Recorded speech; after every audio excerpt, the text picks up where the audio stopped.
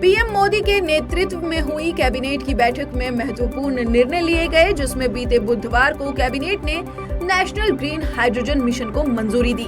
बैठक के बाद केंद्रीय मंत्री अनुराग ठाकुर ने बताया कि भारत ग्रीन हाइड्रोजन का ग्लोबल हब बनेगा, जो प्रतिवर्ष 50 लाख टन ग्रीन हाइड्रोजन का उत्पादन करेगा।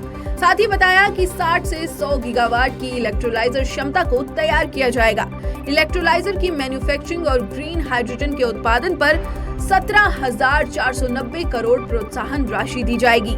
वहीं नेशनल ग्रीन हाइड्रोजन मिशन के लिए 19,744 करोड़ रुपए की मंजूरी दी गई है। इस मिशन से 8 लाख करोड़ रुपए का सीधा निवेश होगा, 6 लाख नौकरियां भी मिलेंगी। केंद्रीय मंत्री ने बताया कि 382 मेगावाट के सुन्नी बांध hydro electric power project Himachal Pradesh के लिए मंजूर किया गया है। 2,614 करोड़ रुपए की लागत इसमें आएगी, जो सतलुज नदी पर बनेगा। ईसाई मिशनरियों के जबरन धर्मांतरण के विरुद्ध जनजातियों के बस्तर बंद को अभूतपूर्व समर्थन मिला। बीते गुरुवार धर्मांतरण के विरोध में छत्तीसगढ़ सर्व जनजातीय समाज द्वारा किए गए बंद का असर संभाग के सभी 7 जिलों में देखने को मिला। जहां दुकानें बंद रहीं, वहीं सड़कें भी सूनी नजर आईं। आक्रोशित जनता ने जगह जगह चक्का जाम कर अपना विरोध दर्ज कराया। छत्तीसगढ़ सर्व जनजातीय समाज का कहना है कि बाहर से आए मिशनरी के लोग लगातार बस्तर के अंदरूनी गांव में भोले भाले जनजातियों को प्रलोभन देकर और पैसों का लालच देकर धर्म परिवर्तन करवा रहे हैं और इसका विरोध करने पर यही लोग हमला कर रहे हैं। पुलिस प्रशासन भी इन मिशनरियों के लोगों के साथ खड़ा है। इसे ही लेकर ये बंद बुलाया गया है। देश के सर्वोच्च न्यायालय ने बीते सोमवार को केंद्र सरकार द्वारा 2016 को की गई नोटबंदी पर बड़ा ऐतिहासिक फैसला सुनाया है।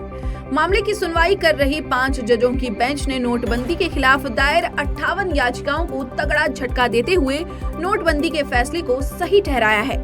जस्टिस BR गवाई और जस्टिस BV नागरत्ना द्वारा लिखे गए फैसले को सुनाते हुए कोर्ट ने कहा कि नोटबंदी करने की प्रक्रिया में कोई गड़बड़ी नहीं हुई है। बेंच ने ये भी कहा कि आर्थिक फैसले को पलटा नहीं जा सकता। मामले की सुनवाई कर रही 5 जजों की बेंच में justice S Abdul Nazeer, BR गवाई, AS बोपन्ना, V सुब्रमण्यम और जस्टिस BV नागरत्ना शामिल हैं। बता दें कि पीएम मोदी ने वर्ष 2016 में 500 रुपए और 1000 रुपए के नोटबंदी की घोषणा की थी। केंद्र के इस निर्णय से 1.3 लाख करोड़ रुपए का काला धन सामने आया था। केंद्रीय गृह मंत्री अमित शाह ने बीते शुक्रवार मणिपुर की राजधानी इम्फाल में मार्चिंग पोलो मूर्ति का उद्घाटन किया। पोलो खिलाड़ी की प्रतिमा 122 फीट ऊंची है। अमित शाह ने मार्चिंग पोलो की प्रतिमा के अनावरण के बाद अपने ट्विटर अकाउंट पर तस्वीरों को साझा करते हुए ट्वीट किया कि ऐसा माना जाता है कि आधुनिक समय के पोलो खेल सागोल कांगजेई की शुरुआत मणिपुर में हुई थी। आज इम्फाल के मार्चिंग पोलो कॉम्प्लेक्स में 122 फीट की मार्चिंग पोलो प्रतिमा का उद्घाटन किया। ये निश्चित रूप से विरासत को आगे ले जाएगा और अधिक युवाओं को खेल के प्रति प्रेरित करेगा। इसके साथ ही केंद्रीय गृह मंत्री ने चूड़ाचंदपुर मेडिकल कॉलेज का भी उद्घाटन किया और मोईरांग में INA मुख्यालय में 175 फीट लंबा राष्ट्रीय ध्वज फहराया। जानकारी के अनुसार ये वही स्थान है जहां इंडियन नेशनल आर्मी के सैनिकों ने भारतीय सरजमी पर पहली बार तिरंगा फहराया था। बीते शुक्रवार गृह मंत्रालय ने आतंकी संगठन द रेजिस्टेंस फ्रंट यानी कि TRF के खिलाफ बड़ी कार्रवाई की है। केंद्रीय गृह मंत्रालय की अधिसूचना के अनुसार आतंकवादी समूह लश्कर-ए-तैयबा के सहयोगी संगठन द रेजिस्टेंस फ्रंट पर प्रतिबंध लगा दिया है। TRF आतंकवादी गतिविधियों को आगे बढ़ाने, आतंकवादियों की भर्ती, आतंकवादियों की घुसपैठ और पाकिस्तान से जम्मू कश्मीर में हथियारों तथा मादक पदार्थों की तस्करी के लिए ऑनलाइन माध्यम से युवाओं की भर्ती कर रहा है। बता दें कि गृह मंत्रालय ने संगठन के शेख सज्जाद गुल और अब्बू खुबैब समेत सभी लड़ाकों को आतंकी घोषित कर दिया है।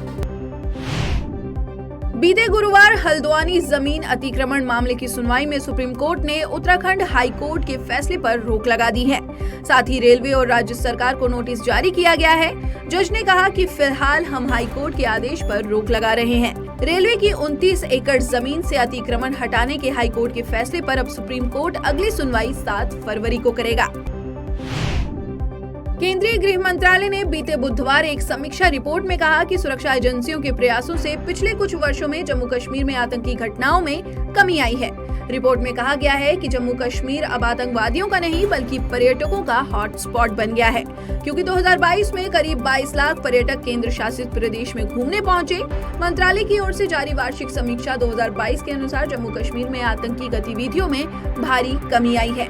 2018 में जहां 417 मामले सामने आए थे, वहीं 2021 में ये घटकर 229 मामले रह गए, जबकि सुरक्षा बलों के शहीद होने के मामलों में जहां 2018 में 91 दर्ज किए गए, वहीं 2021 में ये 42 पर आ गया।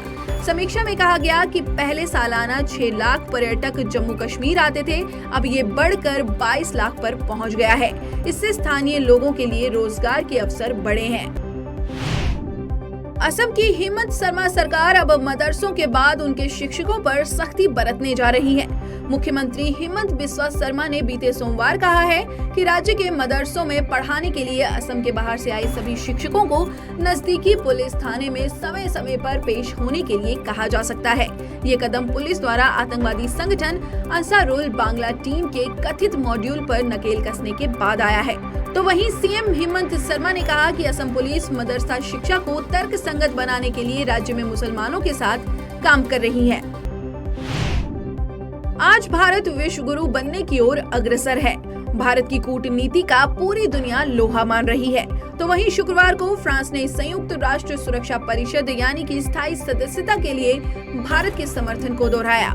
फ्रांस के राष्ट्रपति के राजनयिक सलाहकार इमैनुएल बोने ने कहा कि उनका देश संयुक्त राष्ट्र सुरक्षा परिषद की स्थायी सदस्यता के लिए भारत का समर्थन करता है। उन्होंने बताया कि फ्रांस के राष्ट्रपति इमैनुएल मैक्रोन साल की पहली 6 माही में भारत आ सकते हैं।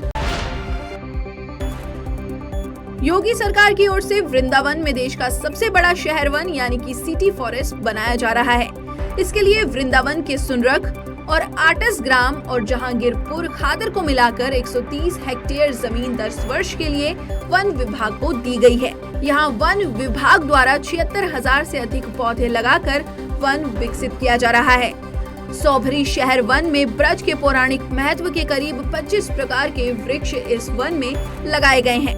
ये शहर वन 3 किलोमीटर क्षेत्र में फैला हुआ है। क्षेत्रीय वन अधिकारी ब्रिजेश सिंह परमार ने बताया कि आगे आने वाले समय में इसे पार्क का रूप भी दिया जाएगा, जिससे यहाँ पर श्रद्धालु एवं पर्यटक आकर घूम सकें। बीते मंगलवार उत्तराखंड की धामी सरकार ने राज्य में सुरक्षा व्यवस्था मजबूत करने के लिए नया कदम उठाया है, जिसके तहत 1800 राजस्व गांव में कानून व्यवस्था अब रेगुलर पुलिस संभालेगी। इन गांव को रेगुलर पुलिस के अधीन करने के लिए अधिसूचित कर दिया गया है। बता दें कि राज्य में 7500 गांव ऐसे हैं जहां पर कानून व्यवस्था का जिम्मा राजस्व पुलिस के पास है, लेकिन अब वर्षों पुरानी राजस्व पुलिस व्यवस्था समाप्त कर सरकार इन गांवों को रेगुलर पुलिस के अधीन लाएगी, जिसमें पहले चरण में 52 थाने और 19 पुलिस चौकियों का सीमा विस्तार किया जाएगा, तो दूसरे चरण में 6 नए थाने और 20 पुलिस चौकियों का गठन किया जाएगा। विशेष सचिव रिधिम अग्रवाल ने इसकी पुष्टि करते हुए बताया कि नए थाने व चौकियों का गठन कर लगभग 1444 राजस्व ग्राम नियमित पुलिस व्यवस्था के अधीन करने की प्रक्रिया जल्द पूरी की जाएगी। उत्तर प्रदेश में जनवरी-फरवरी में आयोजित प्रयागराज माघ मेले के लिए प्रशासन ने तैयारियां तेज कर दी हैं। मेले में उत्तर प्रदेश परिवहन निगम 2800 अतिरिक्त बसें चलाएगा। इसके अलावा निकट के तीर्थ स्थलों के लिए भी अतिरिक्त 80 बसें चलाई जाएंगी। इसके लिए एमडी संजय कुमार ने क्षेत्रवार बसों का आवंटन कर दिया है। एमडी के अनुसार मेले में मौनी अमावस्या एवं बसंत पंचमी के स्नान पर भारी भीड़ होने की संभावना है। ऐसे में 20 से 27 जनवरी तक संचालन पर मुख्य फोकस रहेगा। 6 फरवरी तक 2800 बसों के संचालन के अलावा 200 बसों को रिजर्व में रखा जाएगा। बीते शुक्रवार आईएमएफ सम्मेलन में बोलते हुए आरबीआई गवर्नर शक्तिकांत दास ने कहा कि सरकार और आरबीआई रुपए में सीमा पार व्यापार करने के लिए दक्षिण एशियाई देशों के साथ चर्चा कर रहे हैं। साथ ही कहा कि केंद्रीय बैंक डिजिटल करेंसी परीक्षण यानी कि सीबीडीसी के चरण में है और आरबीआई डिजिटल रुपए के मुद्दे पर बहुत सावधानी से आगे बढ़ रहा है। आरबीआई गवर्नर ने कहा कि इससे वैश्विक व्यापार का दृष्टिकोण मजबूत होगा। केंद्रीय बैंक अन्य देशों के साथ सहयोग के लिए सरकार के संपर्क में है। देश की कर संग्रह प्रणाली के डिजिटलाइजेशन का प्रभाव जमीनी स्तर पर दिखने लगा है। परिणाम ये है कि दिसंबर महीने में देश के वस्तु और कर संग्रह में 15% की बढ़ोतरी दर्ज की गई है। केंद्रीय वित्त मंत्रालय द्वारा दी गई जानकारी के अनुसार इस वित्त वर्ष के दिसंबर महीने में कुल 14,09,507 करोड़ रुपए का जीएसटी कलेक्शन हुआ है। इसमें सीजीएसटी कर संग्रह 2,06,711 करोड़ रुपए, एसजीएसटी कर संग्रह 3,03,357 करोड़ रुपए और आईजीएसटी कर संग्रह 78,434 करोड़ रुपए का आंकड़ा पार कर गया। भारत में गाड़ियों की डिमांड में तेजी देखी जा रही है। इसकी चमक अब विश्व स्तर पर दिखने लगी है। निक्केई एशिया की एक रिपोर्ट के अनुसार भारत ने पिछले वर्ष गाड़ियों की बिक्री में जापान को पीछे छोड़ दिया है और दुनिया का तीसरा सबसे बड़ा ऑटो बाजार बन गया है। शुरुआती रिपोर्ट के आधार पर भारत में नए वाहनों की कुल बिक्री लगभग 4.25 मिलियन यूनिट रही, जबकि जापान में बेची गई गाड़ियों की संख्या 4.2 मिलियन यूनिट है। तो वहीं ब्रिटिश शोध फर्म यूरो मॉनिटर के अनुसार 2021 में केवल 8.5% भारतीय परिवारों के पास एक यात्री वाहन था, लेकिन अब इसमें तेजी से वृद्धि देखी जा रही है। अंतरिक्ष क्षेत्र में रूस ने फिल्म की शूटिंग को लेकर एक नया इतिहास रच दिया है। रूस फिल्मकार क्लिम शिपेंको की फिल्म द चैलेंज के कुछ सीन्स को स्पेस में शूट किया गया है। फिल्म का ट्रेलर रिलीज हुआ, जिसमें स्पेस से जुड़े कई सीन दिखाए गए। विदेशी ऑडियंस ने ट्रेलर को हरी झंडी दिखाई है, यानी कि उन्हें फिल्म का ट्रेलर बहुत पसंद आया है। सिर्फ इतना ही नहीं, बल्कि क्लिम शिपेंको की इस फिल्म के जरिए एक नया रिकॉर्ड भी बन गया है। स्पेस में सीन्स फिल्म आने वाली ये पहली मूवी बन गई है। इसी के साथ रूस अंतरिक्ष में शूटिंग करने वाला पहला देश बन गया है। केंद्र सरकार ने शिक्षा के क्षेत्र में बड़ा कदम उठाया है, जिसके तहत येल, ऑक्सफोर्ड और स्टैनफोर्ड जैसी यूनिवर्सिटी को भारत में अपने कैंपस खोलने और डिग्रियां प्रदान करने की अनुमति दी जा सकती है। बता दें कि विश्वविद्यालय अनुदान आयोग यानी कि यूजीसी ने सार्वजनिक प्रतिक्रिया के लिए एक ड्राफ्ट पेश किया है। ये ड्राफ्ट देश में पहली बार विदेशी शैक्षिक संस्थानों की एंट्री और उसके संचालन का रास्ता तैयार करेगा। ड्राफ्ट के अनुसार विदेशी विश्वविद्यालयों के स्थानीय कैंपस ही घरेलू और विदेशी छात्रों के प्रवेश के लिए नियम, फीस और छात्रवृत्ति पर फैसला करेंगे। इतना ही नहीं, इन संस्थानों को फैकल्टी और स्टाफ की भर्ती करने की पूरी छूट होगी।